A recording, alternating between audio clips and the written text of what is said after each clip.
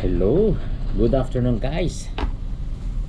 Nandito na naman tayo sa The Captain's Log. Interesado ka ba? Ito po ang inyong lingkod, si Captain Richardson Tebes. So guys, ano ba ang topic natin ngayon? Dahil nanggaling kami sa Korea at pupunta kami ng Panama. Magta-transit kami sa Panama Canal at final destination namin is US. So magpapalit kami ng oras. So paano, ang topic ko ngayon is paano ang magpalit ng oras ang barko. So eto. So simulan na natin guys. Baka humaba-haba pa. So ang Korea ay may zone description na 9, -9. Ang Pilipinas, kung matatandaan niyo, is -8.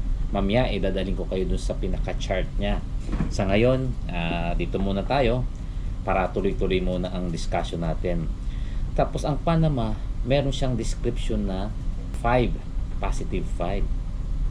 So, ilang oras dapat magpapalit? At guys, dahil tatawid kami ng Pacific, nandiyan dyan ang imaginary line na tinatawag natin na international dateline.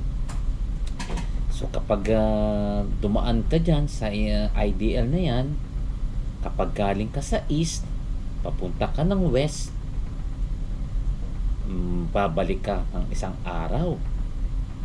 At kapag ikaw naman ay galing sa west, pupunta ka ng east, dadaan ka ng imaginary line na international dateline, magdadagdag ng isang araw. So ganito muna guys, magsimula muna tayo paano nagpapalit.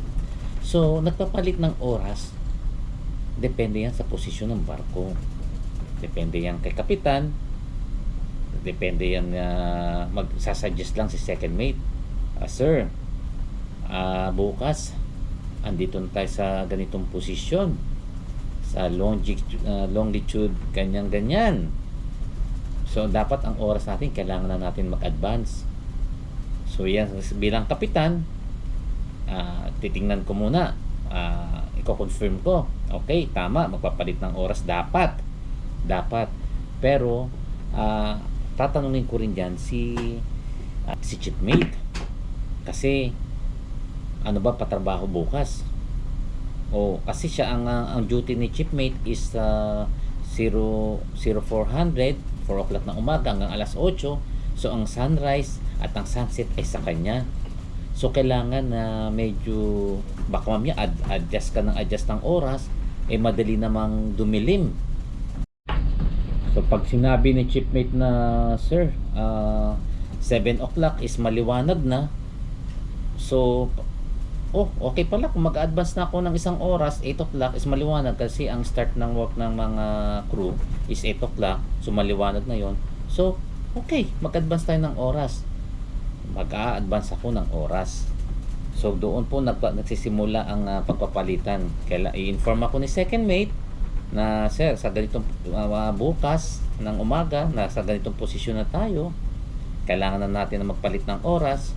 So pag-usapan namin ni shipmate na yung sunrise sunset, para makakatulong din yun para sa mga patrabaho. Kasi baka naman pagdating ng alas 5 is madilim na kagad, kailangan pabor na mag-advance na rin kami ng oras para alas 6 na yun, yung gabi na yun, di ba?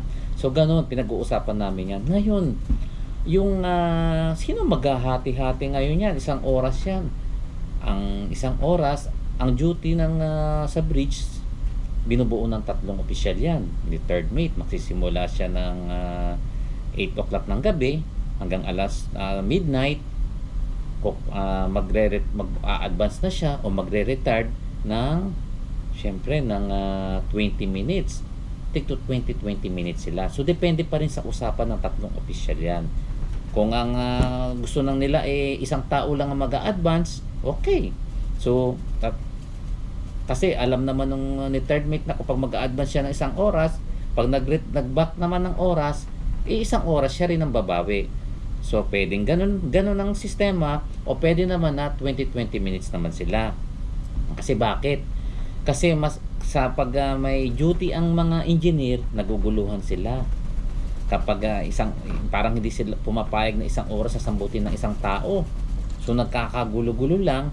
Maganda pa is duty, magpapalit na agad ng 20 minutes.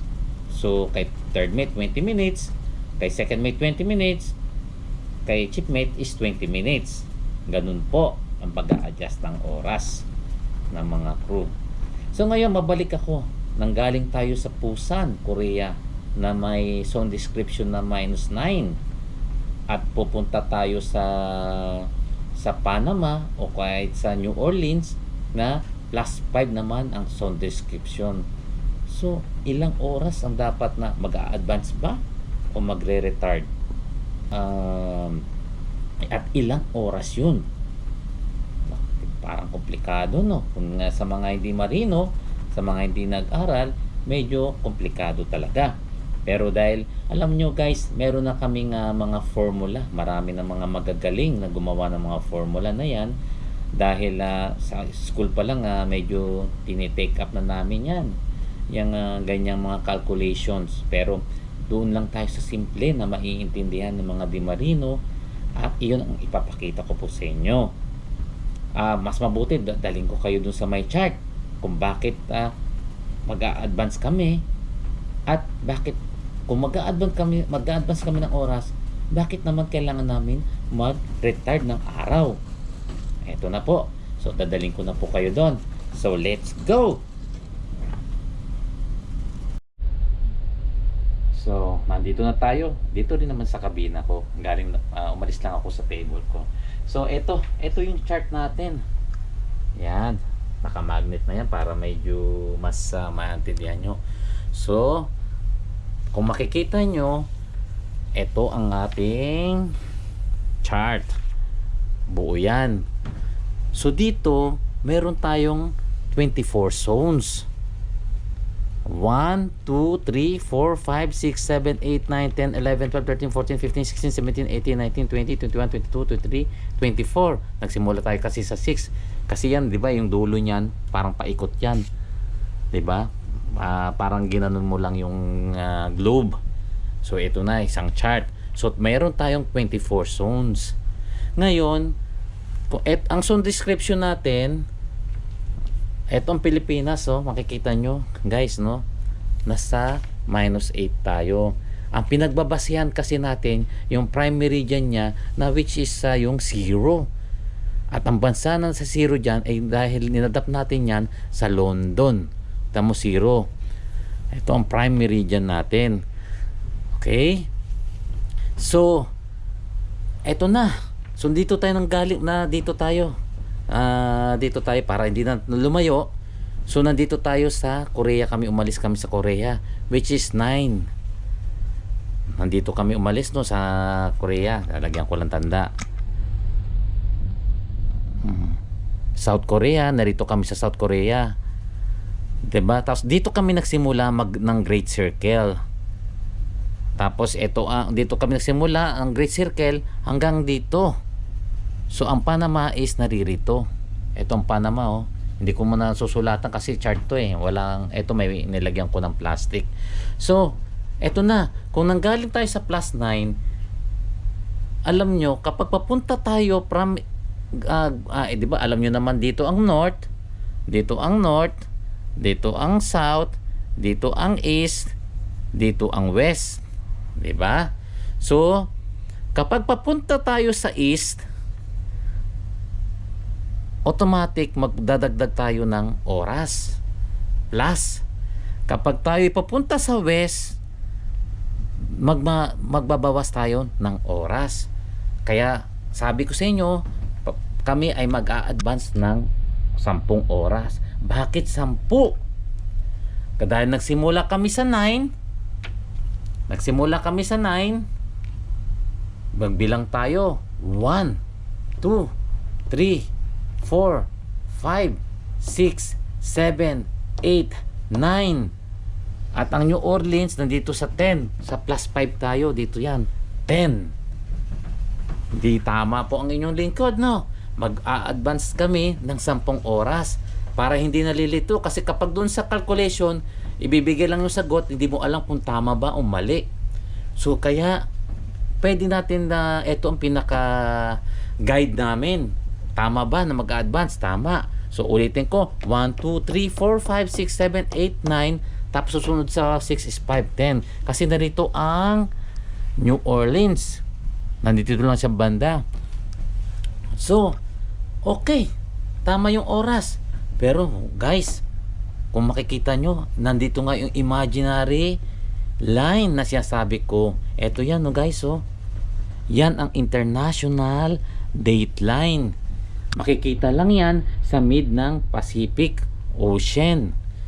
So kapag tatawid ka ng international dateline, kung ang oras, kung ang clock ay plus sa papuntang east, automatic pag pupunta ka ng east, automatic ang ito ang oras plus magma-minus ka ng araw.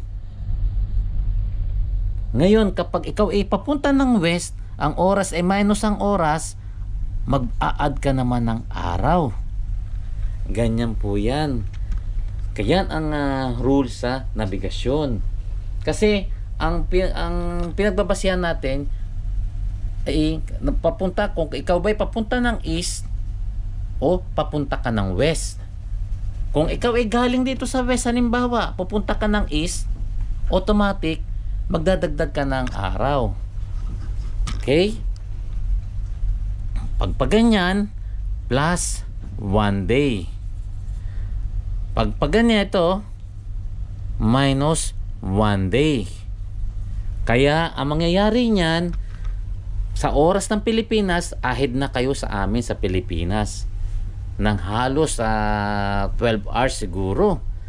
So nagets nyo guys? So ito yung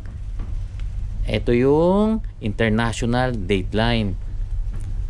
So paano kayo nakakasiguro na magpapalit kami ng oras? Sabi ko nga, halimbawa natansya namin na dito kami ng sa 170 degrees na longitude na 170 o 174, let's say na 175 degrees, i-divide mo lang yan sa 15 degrees kasi ang binubuo ng ang 1 hour is equivalent is 15 degrees. I-divide mo yun sa 15 degrees. So lagay natin ito, compute natin 172.5. Teka, tingnan natin 172.5. Sandali lang ha, kukuha tayo ng calculator. So 172.5 divided by 15, dapat 11 hours na yan o 12 hours na. Ayan nga, oh, dapat 12 ka na yan. So kailangan mo na magpalit ng oras. Naintindihan nyo ba guys? Mukhang na dito ba kayo? So ganun po namin kami nagpapalit ng oras. Doon kami nagde-decide. Alam nyo guys, marami ng mga program na naipasa ng mga magagaling na mga marino, no? Simula pa noon, okay naman. Kaya lang, sabi ko nga, yan ay gawa rin ng tao. Paano pag nagkamali? At kapag minsan nasisira ang program, depende sa mga gumagamit. So kaya kailangan alam namin, may paraan kami para ma-determine na tama talaga na mag-a-advance ba kami o magre-retard kami. So siguro naliwanagan kayo ng konti, no? Kaya ang zone description natin is +8 kasi ang sign ng papunta sa west ng Greenwich, yun ay positive. At ang sign ng mula sa Greenwich, di ba nakita nyo naman sa Greenwich, na papunta sa east, yun ay may minus na sign. Kaya minus yan, sign na yan. Okay? At least medyo ngayon may idea na kayo kung paano kami nagpapalit ng oras, paano kami nagde-decide na magpalit ng oras at bakit kailangan magpalit ng oras. Siyempre, kaysa dahil hindi naman pwede na magbibigay ako ng ETA na ETA pala ng barko is ganito, pero dahil hindi kami nagpalit ng oras, iba ang pagkakaintindi ng agent sa bansa na pupuntahan namin, which is malaking problema. Alam nyo naman ang magiging problema nun, dahil mananagot si kapitan pag ganun. So kailangan kung ano binigay naming ETA is na i-consider na namin na eto ang tamang talagang oras dahil sa oras ng local na oras ng pupuntahan namin. So paano guys? Sana medyo may napulot kayo kahit konti. At salamat sa patuloy niyong pagsuporta sa YouTube channel ko. Dumadami na po tayo sa Captain Charity. At salamat uli sa patuloy niyong pagsuporta sa mga Facebook videos ko at Reels. So sana tuloy-tuloy lang ang pagbisita nyo, ang panonood nyo. At kung may tanong kayo at gustong i-clarify regarding sa trabaho o sa mga gusto nyong malaman sa buhay ng marino, pwede nyo akong i-message, pwede nyo akong i-PM at itatry po nating sagutin. So bago ko tapusin ng vlog na ito, syempre gusto kong i-shout out ang nag-iisang niece and follower ko dyan sa Sydney, Australia, si Jolie Ann Claire. Hello Jolie Ann Claire. Namimiss ka na namin. At salamat, nakita kitang nanonood ng YouTube videos ko. Nakapost pa sa akin yon. Salamat, no. At least baka may tanong ka din, pwede mong i-PM ang tito mo. So at isa pa, gusto ko i-shout out yung LPU Cavite. Congratulations po. At sa mga bagong pasadong electronics technician, ang daming pumasa ngayon sa bali 1,819 yata out of 25 ang nakapasa, at isa doon ang nakapasa yung anak ng aking Sir Chief, si Sir Chief Roderick Tebes. Di ko na, ayaw niya pabanggit yung pangalan ng anak niya dahil di na daw kailangan. So i-shout out ko na lang yung magaling nilang school, ang LPU. Nag-produce ng maraming passers ang LPU Cavite. So hanggang dito na lang guys, till next time. Sana huwag kayong magsawa sa pagsuporta sa akin. So see you guys till next time. Bye bye.